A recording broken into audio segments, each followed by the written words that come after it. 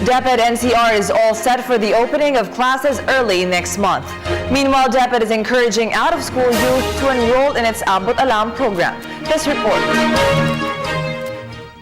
The high school and elementary students only have more than a week before their classes start.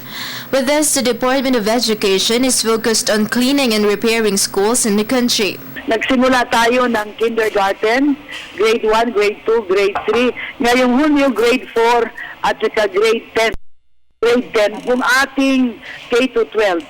Ang senior high school, sa ano pa siya mag-start yung grade 11 next year pa, hindi this June. Next year ngayon, ang grade 10. So tapos na, ongoing yung iba, ang mass training ng grade 10 at saka grade 4 teachers. Karamihan sa kanila nabigyan na ng teachers guides at saka learning materials. The agency is urging out-of-school youths to enroll in their Abot Alam program. Parents were also reminded to prepare their child when a calamity happens, such as earthquake. Nais nating ipaalala sa ating mga magulang na tulong-tulong tayo sa pagbigay ng mga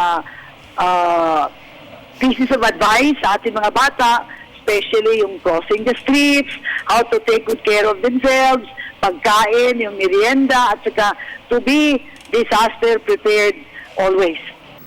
More than 20,000 students are expected to go back in school on June 1. The school year 2015-2016, which has 201 school days, will end on April 1, 2016.